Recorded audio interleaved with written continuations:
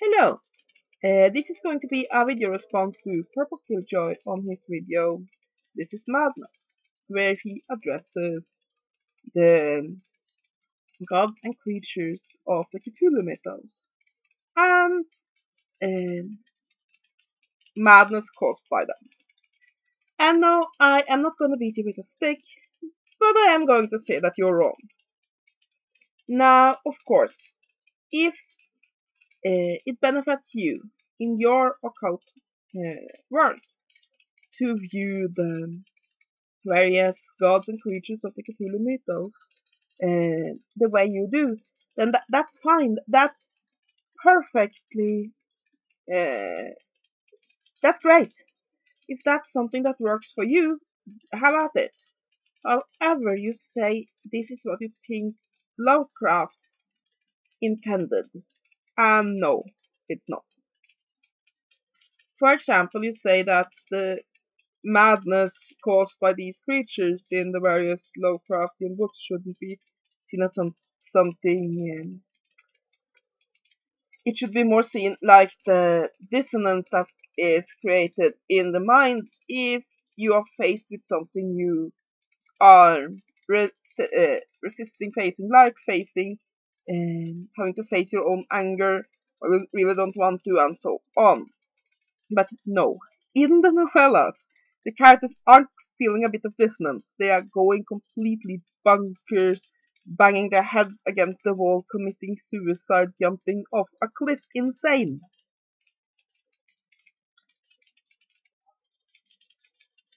So, yeah,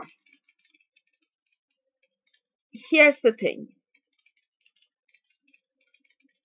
Lovecraft wrote horror novels, and the horror from these creatures doesn't really come from the idea that they are big and bad and can rip us to pieces.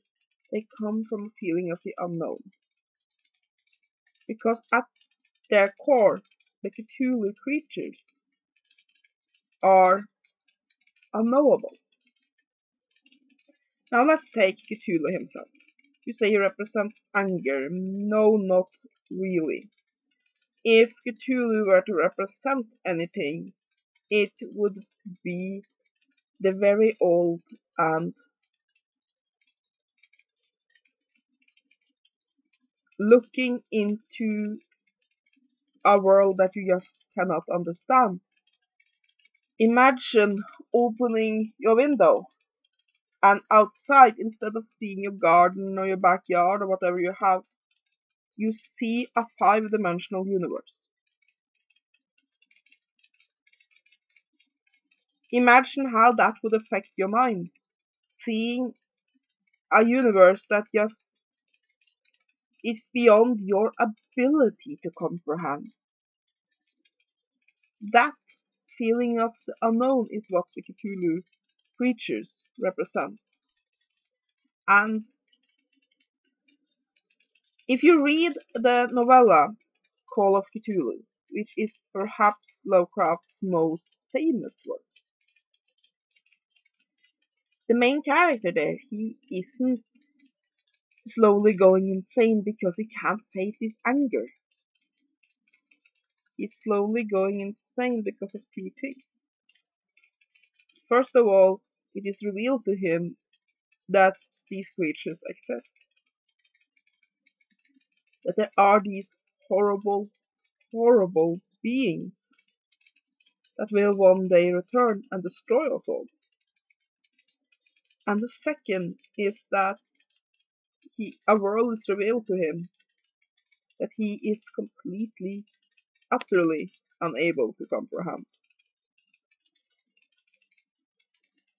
You see, horror works on several layers. Let's move away from the Cthulhu Mythos for a moment and look at some other horror icons. For example, let's look at the Wolfman. There are two aspects to why we are afraid of the Wolfman.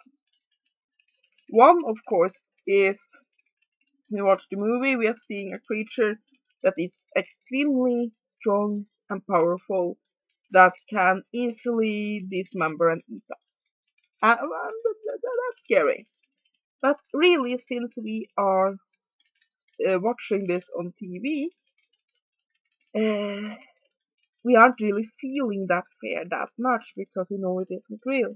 What else what makes the Wolfman scary is that the concept of the werewolf speaks to the part of our mind that is animal, and that is very uncomfortable.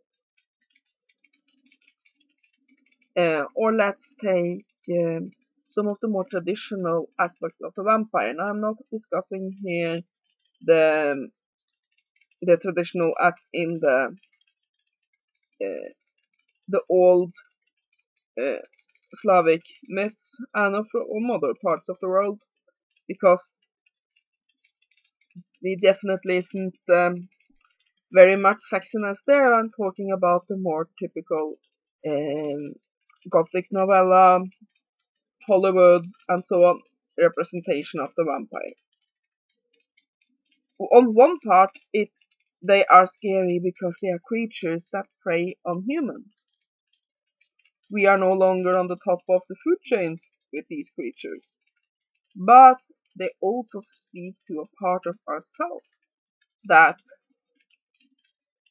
is suppressed, the suppressed idea of sexuality, of suppressed desires for power, for eternal life, and as such, they are scary on a psychological level.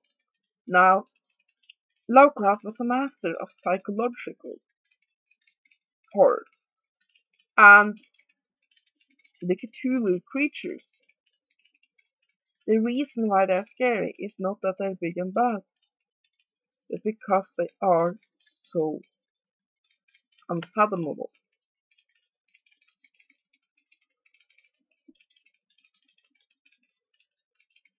Basically, what basically Cthulhu Mythos and Lovecraft's writing is about is that within this mythos there are beings out there in other dimensions than ours that view the humankind as we would view an anthill. We are completely and utterly insignificant. And that creates one level of fear, that we as humans like to view ourselves as so important. While in the Cthulhu mythos, we are as insignificant as ants. The second part is that these creatures are unknowable. Yes, of course, in some of the novels we see them rampaging around, killing and slaughtering, but that isn't the most scary thing. The most scary thing is what they represent.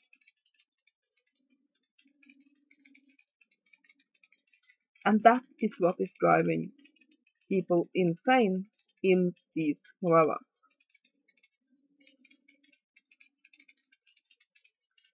They're basically that coming into contact with these beings and the mythos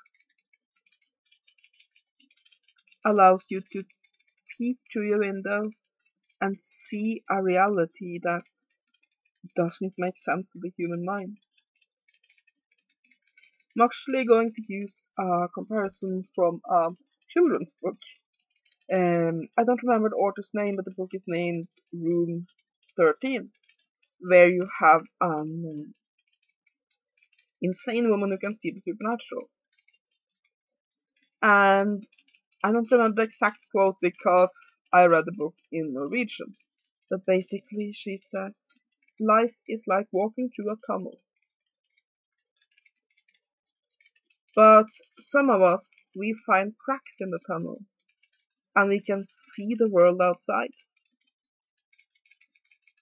A world that's completely unknowable, because all we are designed to understand are the darkness of the tunnel.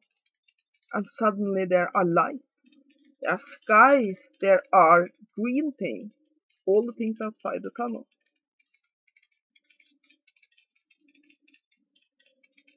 And seeing this, that changes us. And what do people then call us? They call us insane. So in many and this is really a perfect analogy for the insanity caused by the mythos creatures. They forces people to see a reality outside of our own.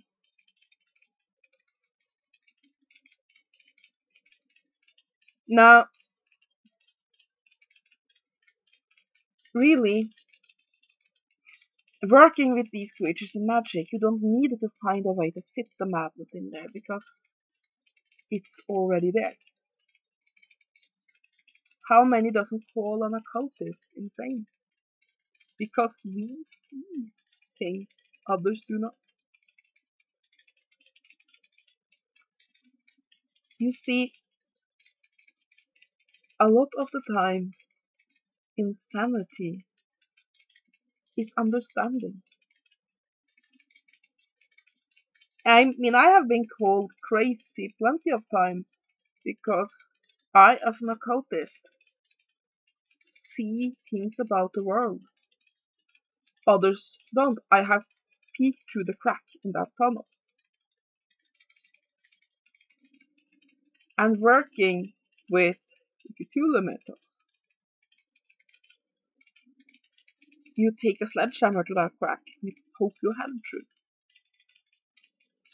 And that will make you pretty insane in the eyes of others. You don't need to find a way to try to explain it away.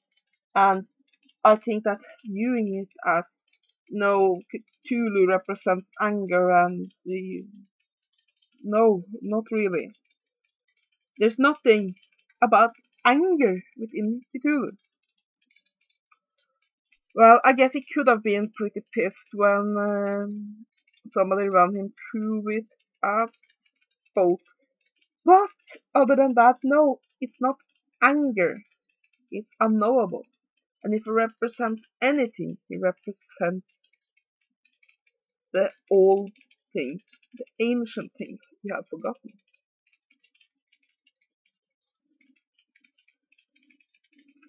Let's look at a very typical quote from the Cthulhu Mythos, and I'm not going to try to pronounce the the language they use in the story because I really can't. But translated it is, in his house of Relier, dead Cthulhu lies sleeping. Let's just analyze that. Dead Cthulhu lies sleeping. Already there we have a contradiction. He's dead, but he's sleeping. Sometimes it translates as dreaming, but Cthulhu lies dreaming. He's both dead and alive. He's something different than what can exist in our reality. In many ways we can view the Cthulhu creatures as one would view antimatter. It comes in contact with matter and boom. Or perhaps more fitting, we can view them as the things that comes from a universe before ours. I mean, a lot of occult systems have had this concept. For example, Kabbalah have the concept of the Qliphoth, and a lot of a part of that is said to come from earlier universes, universes discarded by God.